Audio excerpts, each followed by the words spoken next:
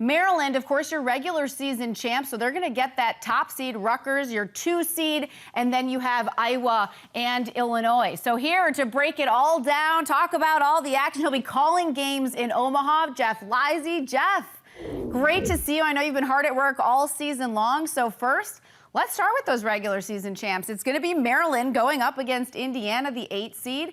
And Maryland right now, they're really rolling. I know their final game of the regular season was canceled against Purdue, but man, a 7-game win streak, they got to feel good going into this tournament.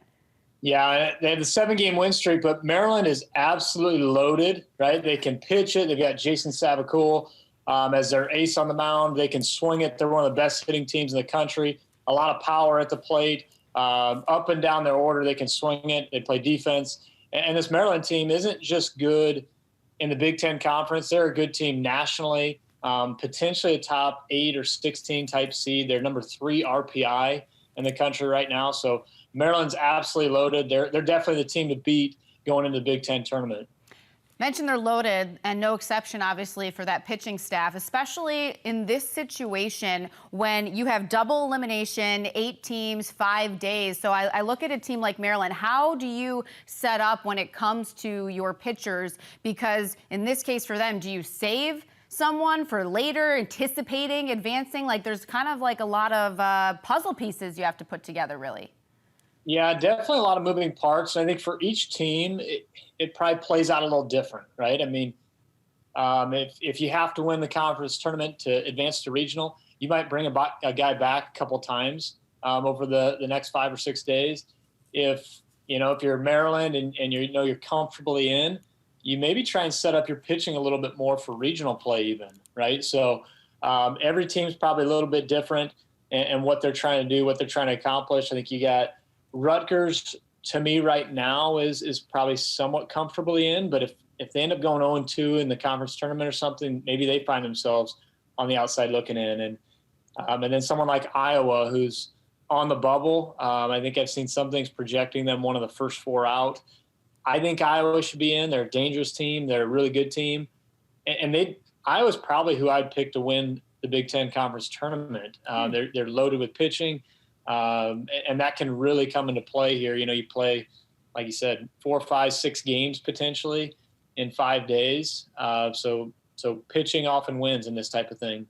So kind of going off of that note then, you mentioned Rutgers, Iowa could potentially win themselves into the NCAA tournament, assuming they keep doing what they're doing. Then if you say, like, I'm just going to throw out a team like Michigan, for instance, when you look at this Big Ten tournament, how important, say, for a team like them is this to try to, win it and then get in?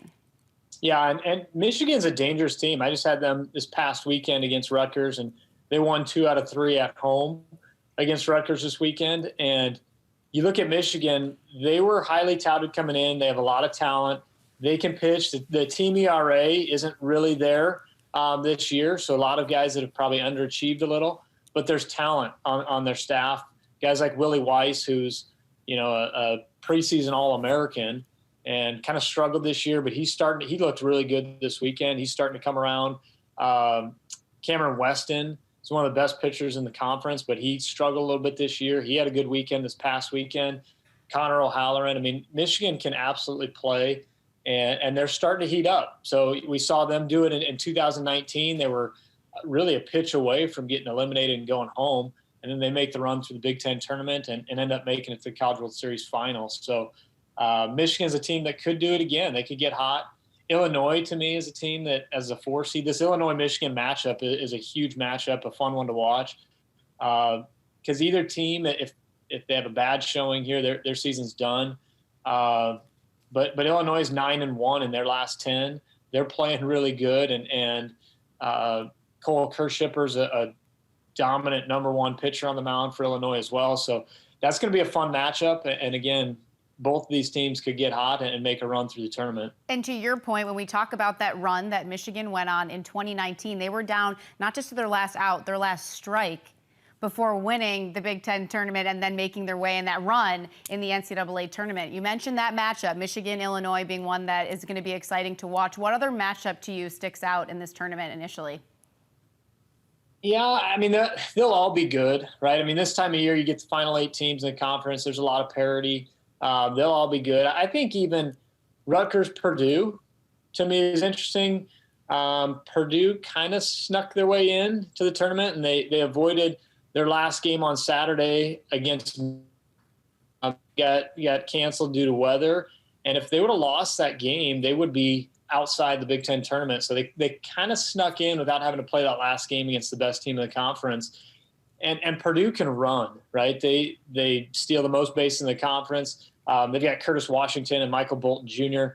That both, I think they're 1-2 in the conference, if I'm not mistaken, in stolen bases. And they've got some other guys that can flat out run as well. So that's a team that, anytime you can steal bags and do that kind of thing and put pressure on the team, if Rutgers isn't sharp, and they weren't particularly sharp this past weekend, if Rutgers has issues, I could see Purdue upsetting Rutgers in game one. That could be really interesting and set up for an interesting bracket the rest of the way. So you've highlighted Iowa as a team that you could see winning this tournament. You just mentioned Purdue as someone who could upset Rutgers in this first round. What other team are you eyeing that, when you just don't look at the seeding, is kind of like, of course you're going to look at a Maryland or Rutgers because they're at the top. What other team kind of can be dangerous in this type of format? Yeah, I mean, we touched on a lot of them. Again, I think Iowa would probably be my pick to win it if I wasn't picking Maryland, right? If I'm not going to take the chalk and go with Maryland, I'll go with Iowa. But like I said, Illinois is dangerous. Illinois is a very well-rounded team. They can swing it pretty good. They've got good guys on the mound. They can play defense. So I like that Illinois team. Like I said, Michigan's got a lot of talent. Those would kind of be the teams to me if you weren't picking Maryland. Iowa, Illinois, Michigan, kind of 3, 4, 5 seed, all are kind of a live dog, if you will. For sure. I mean, I know what you're saying, too, because even it felt like during the season, as we neared the end, the top 4 seeds were kind of set in terms of who was in that top 4. It was really kind of the middle there that was more in question. But then when you're talking about, say, a team, it sounds like, too, that because the way Michigan is playing right now, and given kind of where they're at in the format of everything, that too, I mean, like we were just talking about, like this is now the time where you have to watch out for really any of these teams. Teams in the past that have gone on a run, right? And baseball is a crazy game. You get hot, right? And anything can happen. I think pitching depth, we talked about that a little bit earlier, is so important.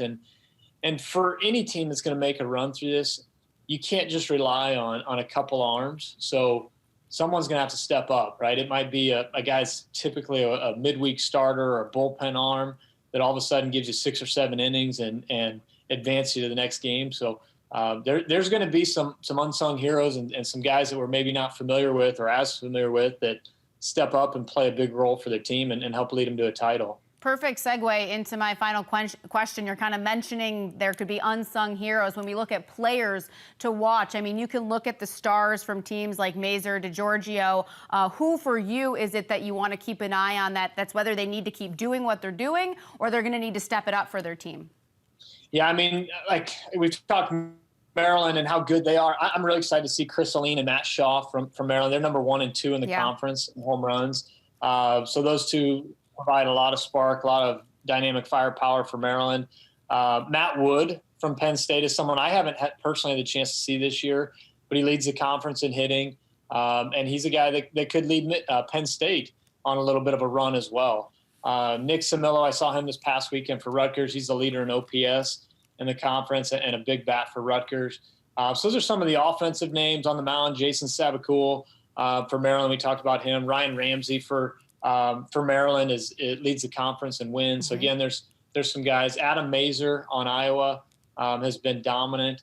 And then, what's his name? Brody Brecht. Brody Brecht from Iowa is going to light up the radar gun. He's a guy that we talk about unsung heroes that started to throw a little bit more for Iowa. He's going to touch over 100 miles an hour on the radar gun, so big time arm. Don't have it in front of me, but I think he has like 44 strikeouts in 22 innings or something. So like a guy like that maybe gets you a really good outing and is able to advance a team like Iowa. Yeah, a good list in there. You have a couple of guys with 20-plus home runs each, a guy in there who threw a perfect game earlier this season. So there's a lot of good talent to be watching in this tournament and a lot of the matchups that we highlighted as well. Jeff, thank you so much for the time today. Good luck. We will hear you and see you from Omaha. It should be a good one. Absolutely. Thanks for having me on. And joining us now is Big Ten softball analyst Jenny Ritter. Jenny, great to see you. I know you've been hard at work. You were calling the Evanston Regional, which is, of course, where Northwestern was. So let's just start with them. They were the Big Ten champs. Then they hosted as they were one of the top 16 seeds. So as they took care of business at home, what stood out to you about the way the Wildcats are playing right now? Because they're actually dominated. Yeah, and their third game, I think it was like a difference of 7 runs, so it was almost a run roll. What I can summarize with Northwestern and what I saw was that they showed up to play. This is a team, I think if you looked at paper and you looked at stats, they were trending downward in terms of offense. In their last 5 games, they only scored 9 runs leading into the regional. And then you come into the regional, they finished this series with 26 runs, 26 hits, 7 home runs by like 5 different people. Rachel Lewis finally gets another home run. She hasn't done that since April, the end of April. And so you're seeing this Northwestern team that's really firing on all cylinders. And we talked with Coach Kate Drohan, and one of the things that she told us was that we need to challenge ourselves better in practice. We need to make sure that we're prepared to go into the game instead of just feeling good.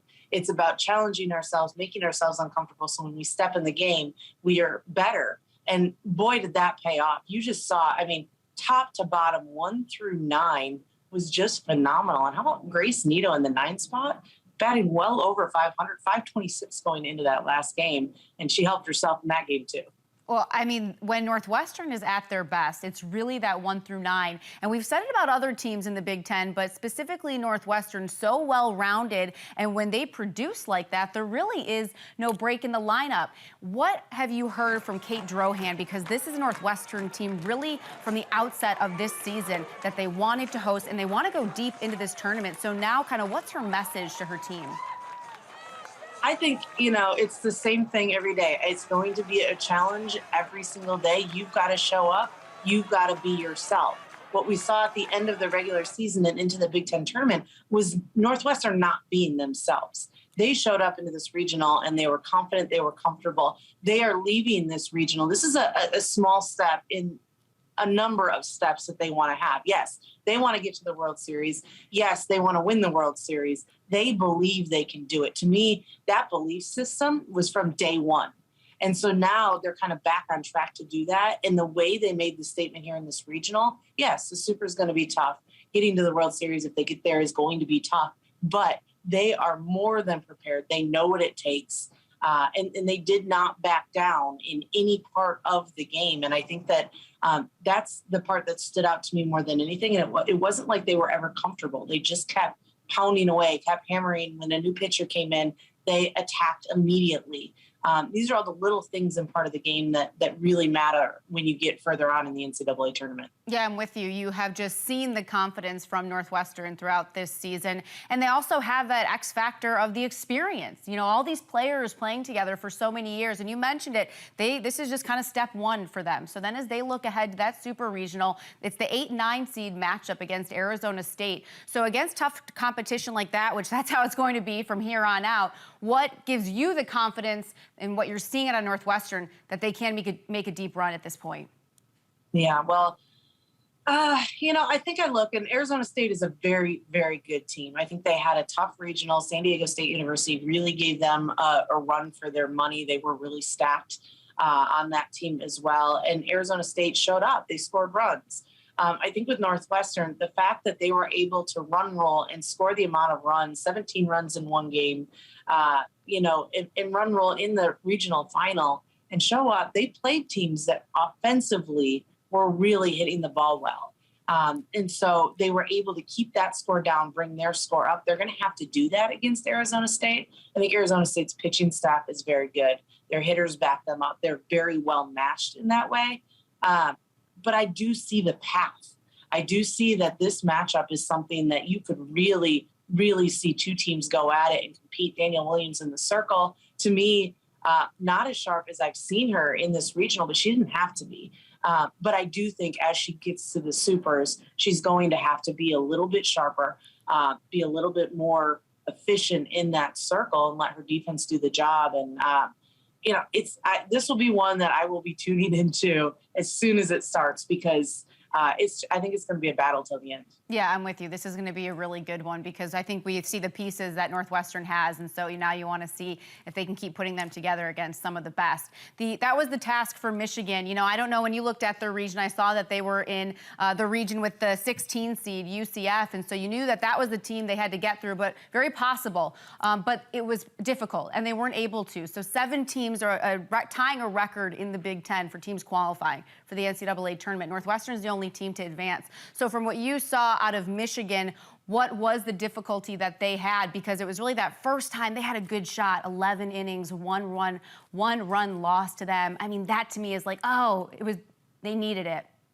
Yeah, and they were ahead most of that game, and to me, it was a heartbreaker for them, because anytime you go 11 innings and then you lose, that's really hard to rebound from. This is a Michigan team that has really built their way up to where they were, and had all the tools, but never really had it consistently, and had been the most consistent at the end of the season. And that said, they got into this UCF game. It was a close ball game. UCF was a seeded home team, so they had that advantage. And Michigan had beat UCF early on in the season, and convincingly by like 6 runs. And so when you see them go into this game, I think there maybe internally could have been an expectation that they needed to, or they would be able to win this pretty decently, and walked in. It ended up being a lot closer game, and just couldn't come through with that big hit. I'm proud of the Big Ten and Michigan and how they competed against that game. I think by the end of it, by the time they ended up back in UCF for the regional finals against UCF, I think that they just didn't have enough juice left. Whether their pitching staff out of juice, their hitters just weren't able to play enough. It's kind of unfortunate for Michigan, but I think that when you look at the entirety of their season and where they started and where they finished, they battled till the end, and they put everything in that they could. And sometimes that's the victory of the year, is that you improved and you got better, as the year went on, and you finished stronger than you started. Yeah, I totally agree with you. They had to deal with a lot of adversity and just some ups and downs, and they were playing some of their best ball late. And now is the time where it's the toughest part, because you have to play your best ball consistently, game after game. And that was tough for Nebraska, too. Now, they beat Michigan in the Big Ten tournament. It was a great tournament that we had.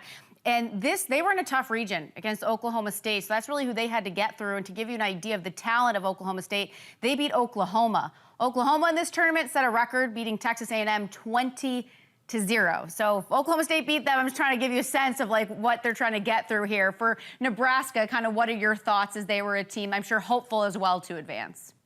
Yeah, and we knew, I think, that this was going to be a tough road for Nebraska. I did feel, though, that this is a team that was so well put together that they had a deep belief system that they could make it happen. I think a couple things with Nebraska. When you're not consistently in a regional, to me, I feel like there's that struggle of really understanding from top to bottom what it takes to actually win a regional. They're grueling. They're hard. Nebraska really did what they could to compete against the teams in their region, and ultimately just fell out short. And I think that, they were playing at such a high level and putting so much into it through the Big Ten tournament, and even through this regional, that, again, I think they just ran out of gas. And, this is a team that, for all intents and purposes, should be 100% proud of where they're at. They went from a 500 season last year to a 40-win season this year. That is a huge jump. And in spite of the loss in the regional, that's a lot to say about this program and how they're growing and where they're trending. I think the experience that they're going to gain from this regional is really going to propel them into the next coming years. They don't lose that many. Courtney Wallace has a chance to come back. So there is a potential that Nebraska could be as strong next year, if not stronger, than they were this year. And I see them, making a run in the postseason next year as well. It's about growing for them now. Yeah, and this league is growing. I mean, we saw it in the tournament, just how competitive and throughout the entire regular season. So, Jenny, I want to wrap up because there were 7 teams. We've hit on a few of them, but we also had Ohio State, Wisconsin, Illinois, and Minnesota. There were actually 5 upsets, if you could say, across the regionals with the host team not advancing. It happened with a couple of the teams that the Big Ten played or the region that they were in. But when I mention those teams, what kind of sticks out to you as to just that group and where the Big Ten is at and how they performed in this tournament? Well, I think the first thing that needs to be addressed is that Wisconsin came out with a huge win against Georgia Tech, found a way to win it 7-6. It was the most exciting thing in their region for them. They actually made it to the regional final, didn't have enough against Florida, but they competed, and they competed against Power 5 conferences, and they won. Of all of the teams in the Big Ten, the only team to me that couldn't find a way to kind of put their hitting, pitching, and defense together was Illinois. And you know that they bring it every year. So when you look at the Big Ten as a whole, you just see that they were competing at a national stage. Are they there yet? No. Do we have a lot of regional experience with 7 teams in it, with this much depth across the board in Big Ten? No. And I think this is a great start. We're in a position where we are competing at the national stage. Next year, it's got to be better. Next year, you got to compete more. Next year, you got to make more of a splash within your individual region, in hopes that more Big Ten teams make it to that super. But I love where the Big Ten is going. I think that we've got the right coaches in place. I think we've got the right belief system in place for what the Big Ten can do. And I think they've got a great game plan for how they need to start this year and continue on into next year and the future years to really make the Big Ten noticeable across the national stage. I think that there were some great wins throughout all these teams throughout the entire year.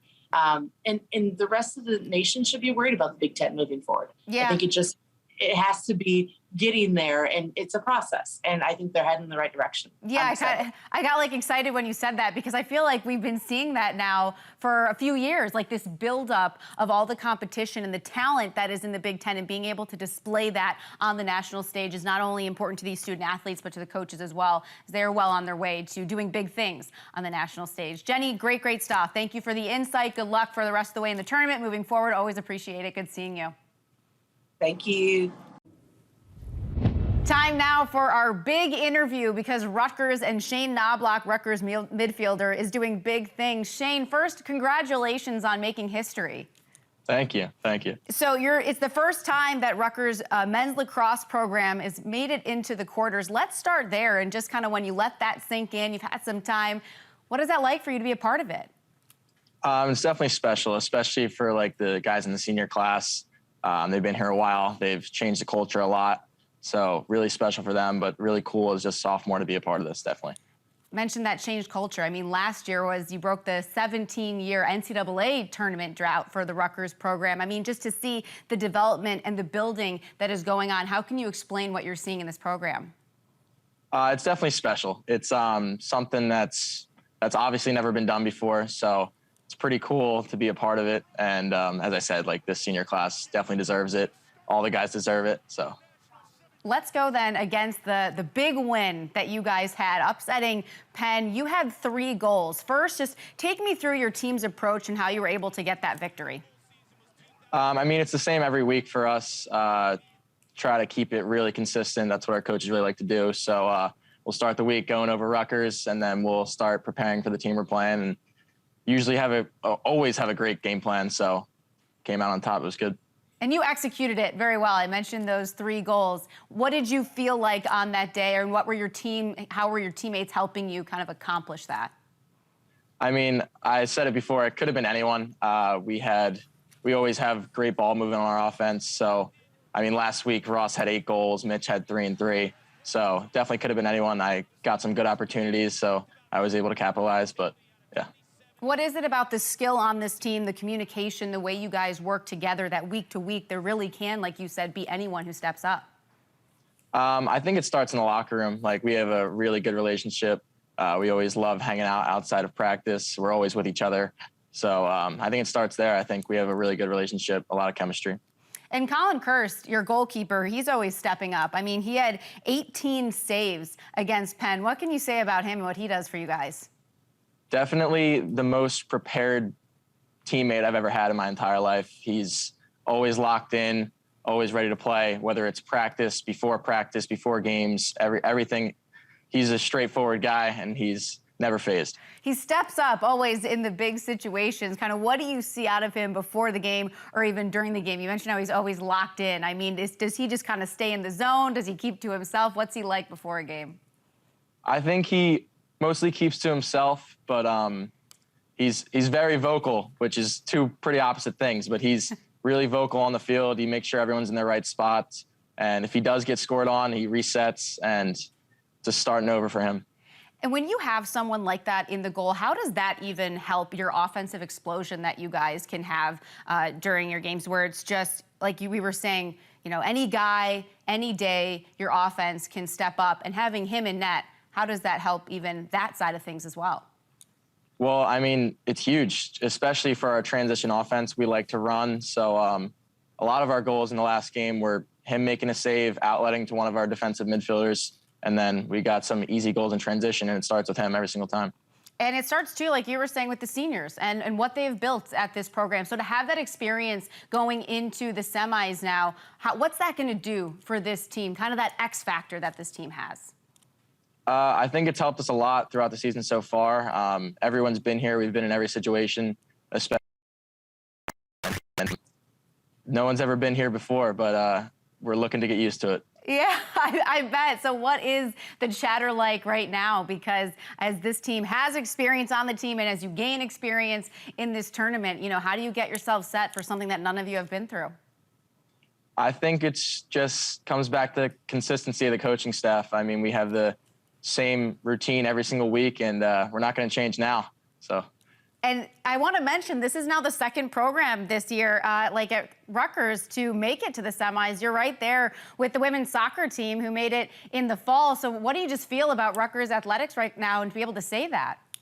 I think it's a great time to be a Scarlet Knight for sure. I mean, we got a lot of programs on the rise. You saw what baseball did, women's lacrosse just this spring. So I think it's definitely a good time to be here, and I'm glad to be here. So. Yeah, you mentioned it, baseball 2 seed in the Big Ten tournament as that gets underway. And I just really quickly want to finish with, I have to mention, you know, I went to Cornell, Shane. So I told you before, just take it easy on them, okay? Because don't break my heart. No, I wish you all the best. You guys are doing awesome. Keep doing what you're doing. Just want to say congratulations. Thank you so much. Transitioning to some Big Ten basketball, and it's a big announcement in the Big Ten, starting with star big man Trace Jackson Davis, who will return to Indiana next season. Jackson Davis withdrew from the NBA draft this week, so while he's coming back, there are also several Big Ten players taking part in the NBA Draft's Combine. I feel like my strength, I might not look as big, but functional strength is really good for me. For me, I feel like I can switch on the guards, switch on the bigs. Obviously, the athleticism, the size is a little bit different than in college.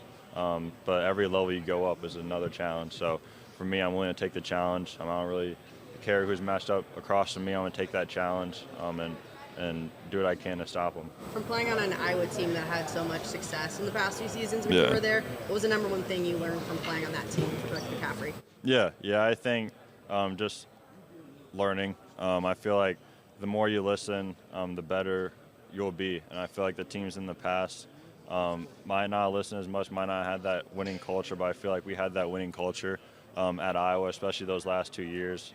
And I feel like all of our guys listened to what the coaches had to say, what other guys on our team had to say. That created those really 2 good seasons when I was a Hawkeye, and I think our team chemistry was really good both those years. You mentioned Luka earlier. What have you learned from him going through this process? What has he told you? Just keep your head down and work. It doesn't matter what critics say. I feel like for me, praise is worse than criticism. So just keep your head down and work. Doesn't matter if there's cameras on you, if you're in the gym by yourself. Just keep that same hard-nosed mentality that I've had in college and translate that to the NBA. I've interviewed with 7 teams so far. Have you been with the Knicks yet? Or? Yeah, that was today. That was today. How did that go? What did you feel Thibodeau was like? I mean, it went really well. You know, it was nice to see a familiar face and somebody who's been a part of the game for a while. Is there something that they were trying to get you to talk about, or what was the sense for the interview? Just get to know me and for me to get to know them. That's basically it. I mean, you're a defensive two-way guard. I mean, you think you would fit in as a Thibodeau type of player? Yeah, I've heard from people that he likes guys like that. So hopefully I can fit in with them and they'll be invested in me enough to draft me. What's your dad taught you in this process? Just make sure to have fun. Not put too much pressure on myself or think too highly of anything. Just stay in the moment. Have you had conversations with defensives at all? Yeah, I did. That was today. You look at that roster they had Cade last season. How do you see yourself fitting in with a guy like him? First of all, I'd love to play with Cade. I think he's a really great player. I don't know too much about the roster. I'm not going to go too into detail about it, but I think I'd fit very well with Cade. When you go through this range of interviews, are they all pretty much the same, or when you hear Thibodeau or you hear the Pistons, are they asking you different stuff and different expectations? No, it's usually the same. Try to get to know me more as I want to get to know them. Do you come out of them and say, like, I'm excited about that one, I really like that, and then go to the next one? Oh, that one's great too. They're all great, honestly. Any team that's willing to have me in to speak with them and talk about what I need to improve on or how they see me fitting a role on their team. They like what I'm doing. Obviously, the way I am, they like the way I am, and they definitely see potential in there. And just keep on working, really. So we're gonna see. Well, that's the end of the combine, so I'm pretty much gonna talk to my family and just break it down and just see what I'm gonna do from here. What things did you want to hear that are going to help you kind of make that decision here in the next few days? A situation where I feel like I'm gonna be able to, rise and get better. I don't want to just go in there and just end up, just staying in the league for 3 years and just get out. I'm trying to get something where the structure is gonna be solid, and obviously, that's gonna help me grow as a man, as a basketball player. Sorry, what feedback have you gotten from teams this week as far as draft range and kind of what they see for that? I actually didn't ask them that. I asked them what range they see me in, but we're gonna see. We're gonna find out. So I'm definitely gonna talk to my family and the agent and my coaches and just make sure that I get the right feedbacks. How do you feel right now as far as moving into the show? I think my physical testing was pretty good, and obviously the first game wasn't too good, but the second one was better. So I don't know. We're gonna see. I'm not really I ain't gonna lie to you. I don't even really think like that right now. It's just, man, I just got done. I got some workouts right after that. Just make sure that I do that I give my best in there. Did you know after your freshman season that you were going to want to test this process? Like, was that on your mind, or did you kind of ease into it? No, at all. Like, for me, I came in into campus just trying to keep on getting better and go from there, really. I really didn't think about it like that until my man and the people around me were like, yo, you should probably take a try. And Coach Juan was also one that was like, yeah, you should probably take a try and see how it goes. So, yeah. What's excited you most about just being part of this process? Seeing how well I can compete against other players and just see where I'm at. I think those were the main thing that I was looking for and what I was excited about. Is that something you want to do this summer? Is put on a little bit more weight? You mentioned the body fat being real low. Definitely. I think that's going to be huge for me. Just on both ends of the court, whether it's offensively or defensively, I need to add weight. That's just a must, I think. And I know that, and I think the teams knows that too. And I'm gonna just keep on building from here. Here to talk about his team's success and road to the NCAA championship, head coach Jay Moseley. Coach, first, congratulations and thanks so much for joining us today. Thank you guys for having me. Appreciate it. I want to go back to the regional and just kind of the overall picture that you guys got to host and having a handful of guys who are Ohio natives on your team, just what that experience was like for you guys. Yeah, obviously it's a tremendous opportunity for us to host a regional at our home golf course where we're really comfortable playing there, and the guys know the course like the back of their hand, just like the courses they grew up on. So the Scarlet course has been a phenomenal course over the course of college golf history, and great players have come through over the years, and it's just got a great, rich history of hosting championships. You know that course well, but still, there's a lot on the line, a lot at stake as you look to, at the time we were trying to qualify for those NCAA championships. So with that said, probably didn't start as well as you would have liked, but you had a great back nine. So just tell me the progress and the adversity that your team got through to really get back on the right track. Yeah, you can definitely be on the wrong side of hosting by putting a lot of pressure on yourself, knowing that you want to play well at home and in front of your home fans and whatnot. So you definitely are excited, but also, anxious to see how your team's going to come out and perform. And we got out of the gates really slow. Not the start we were looking forward to, but the guys rallied. We just wanted to play a complete 54-hole tournament. Take the lows and the highs as they come through college golf. And so I'm really proud of the resiliency that we showed throughout the championship. And you could even say, going back that resiliency to last season, just missed qualifying. The last time you qualified was 2019. Of course, the pandemic in there as well. But just what are you seeing in this year's team that really you're seeing something special? We definitely had a hungry group of guys coming back from last year, in which we took a brand new group. The 6 guys we took to regionals last year had never even been to a NCAA regional before. It was a fresh group, and like you said, coming off COVID, there's a lot of hunger, a lot of excitement to be back in championship season, and they were hungry. They came to Ohio State to play in a national championship, and that's what it's all about. So we're really excited to be headed to Greyhawk this week. Mentioned that hungry group. Perfect segue, because I want to ask you about some of the guys in this group, starting with Maxwell Moldovan. I mean, from what I can see and hear, this is someone who lives, breathes, eats golf. I mean, you tell me more about him and what he brings to this team. Well, first of all, Maxwell is one of the most incredible individuals I've ever been around. He's just a remarkable human being. He's just a great leader, and his characteristics off the golf course are superior to how great of a player he is. But his golf is certainly in the elite category. He's going to play on TV on tour one day. There's no doubt in our minds about that. But he just really doesn't have any weakness, and that was evidence in an early stage when we recruited him. He's just a really premium ball striker, got a great short game, and he just knows how to find the hole. And that's why he was a unanimous first-team All-Big Ten selection this year. You mentioned that leadership, and I know that's something that you've highlighted before about him. What is it, the leadership qualities that he has that really makes him such a good leader? He leads by example really well. He's fairly quiet, but he's learned when to speak appropriately and when his voice matters. And but his parents raised him, to be just a first-class citizen. He loves giving back, loves giving his time. He really cares about making an impact on the world and the people around him. So he's just a really polarizing personality to be around, and it's evidence to anybody that meets him. They see what a polite young man he is, how respectful he is, and he works hard. He leads by example, and there's not a whole lot of coaches that could ask for much more than what he gives us.